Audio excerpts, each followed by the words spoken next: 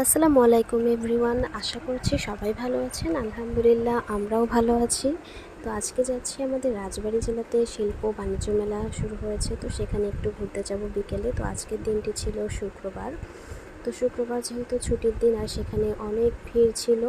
আর এখানে এই মেলাতে টিকিট কেটে তারপরে ভিতরে ঢুকতে হয়। তো যাই হোক, কেয়ার করার, ভিড় থাকলেও যেহেতু ঘুরতে এসেছি তার জন্য যেতেই হবে। আর এই বাণিজ্য মেলার গেটগুলো কিন্তু অনেক বড় করে তৈরি করে, দেখতে কিন্তু অনেক ভালো লাগে। বাইরে থেকে দেখেছেন, অনেক সুন্দর লাগছিল।